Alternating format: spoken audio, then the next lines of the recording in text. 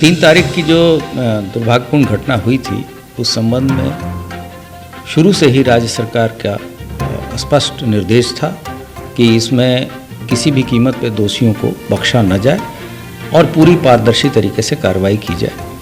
जैसा कि विदित है कि 3 अक्टूबर को एक दुर्भाग्यपूर्ण घटना घटी जिसमें कुल 8 लोगों की मृत्यु हुई। दोनों पक्षों की तरफ से अभियोग उचित धाराओं में दर्ज कराए गए।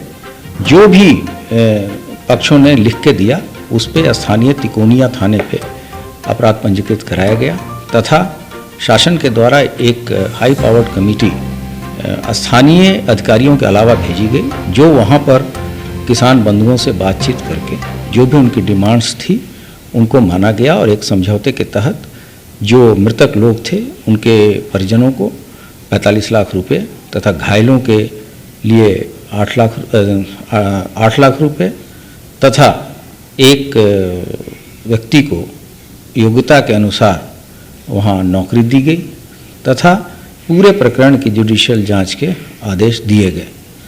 इसके अतिरिक्त ये भी बताया गया कि वहाँ पर किसी तरह के रूमर्स ना फैलें, इसके लिए एक स्थानीय कमेटी बनाई गई है वहाँ के एडिशनल एसपी के नेतृत्व में, जो कि इस दोनों विवेचनाओं को गहन तरीके से पर्यवेक्षण करेगी तथा एक हेल्पलाइन नंबर तथा एक ईमेल आईडी भी जारी किया गया है, जिससे कि कोई भी एविडेंस शेयर किए जा सकते हैं और जो भी एविडेंस शेयर करेगा उसकी आइडेंटिटी को गोपनीय रखा जाएगा तथा पूरी शुचिता और निष्पक्षता से कार्रवाई की जाएगी।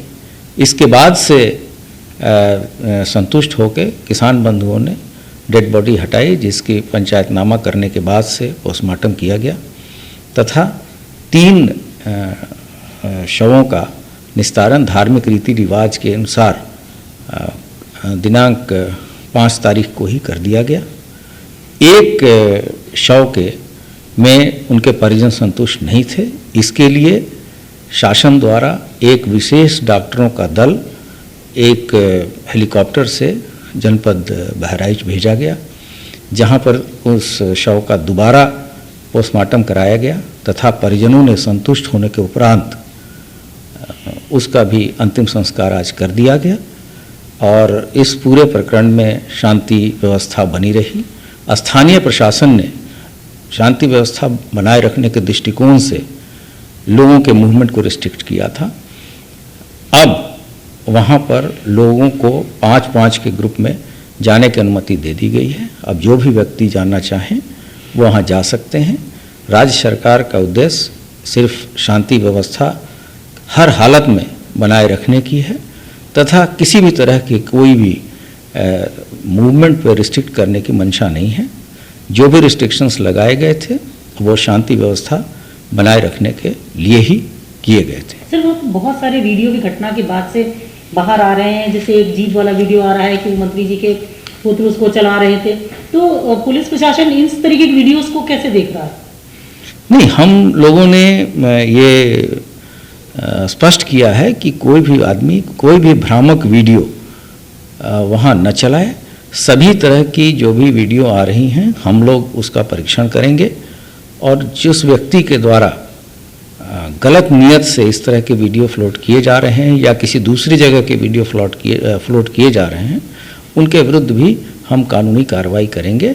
साथ ही साथ अगर कोई भी व्यक्ति जो उस घटना से संबंधित हमें एविडेंस शेयर करेगा, हम पूर्ण गोपनीयता बरतते हुए और उसको हम विवेचना के जद में लाएंगे तथा जो भी लाभप्रद सूचना होगी हम उसको अपने विवेचना में इंक्लूड करेंगे। एक बहुत बड़ा सवाल बार बार विपक्ष भी पूछ रहा है, लोग पूछ रहे हैं कि इसमें अब तक कोई गिरफ्तारी नहीं हुई। मंत्री जी के पुत्र के बारे में क्या कोई पुलिस ने समन इशू किया है? क्या आपने पूछताछ करें, गिरफ्तारी होगी उनकी? ये एक संवेदनशील मुद्दा था और बहुत त्वरित कार्रवाई करते हुए राज्य सरकार और सभी अधिकारियों के अथक प्रयास से शांति व्यवस्था कायम रही है। अब विवेचना के लिए भी तेजी लाई जाएगी और जैसा कि पूर्व में ही स्पष्ट किया जा चुका है कि कोई भी दोषी बख्शा नहीं जाएगा, तो इसमें अब आगे की आवश्यक कार्रवाई होगी। चूँकि अब सभी शवों का अंतिम संस्कार हो चुका है, शांति व्यवस्था बनी हुई है, तो अब पुलिस आगे की कार्रवाई, विवेचनात्मक कार्रवाई शुरू करेगी। हम ये कह सकते हैं कि शिकायत के आधार पर पुलिस अपना कार्रवाई आगे बढ़ाएगी तो जी, जो अभियोग पंजीकृत किए गए हैं उनमें गुण और दोष के आधार पर अग्रिम कार्रवाई की जाएगी। उसमें कोई भी अपराधी हो उसको पुलिस ये पूर्व में ही शासन के स्तर से ही स्पष्ट किया जा चुका है, ट्वीट किया जा चुका है कि किसी भी दोषी को बख्शा नहीं जाएगा। फिर ये जो प्रियंका गांधी को डिटेन किया गया या वो हिरासत में रखा गया, लगातार पॉलिटिकल पार्टीज इसको इशू बना रहे हैं, हमें आने नहीं दिया, एयरपोर्ट पे रोका गया, हालांकि आज आप लोगों ने अनुमति दे दी, लेकिन इतना जो समय लगा उसको लेकर के भी सवाल उठे। इसकी क्या, इसके पीछे मंशा सिर्फ शांति व्यवस्था? ये केवल शांति व्यवस्था बनाए रखने के लिए सभी लोगों से अपील भी की गई थी और किसी को भी वहाँ जाने की अनुमति नहीं दी गई। कुछ लोग चोरी छिपे गए थे, वहाँ स्थानीय स्तर पर भी उनके विरुद्ध उनको डिटेन किया गया था तथा वापस किया गया था। सारे रिस्ट्रिक्शंस जो लगाए गए थे वो शांति व्यवस्था बनाए रखने के लिए ही किए गए थे और अब जबकि चीज़ें अनुकूल हो रही हैं तो लोगों को धारा 144 के मद्देनज़र 5-5 की टोली में जाने की अनुमति स्थानीय प्रशासन के द्वारा दी जा रही है।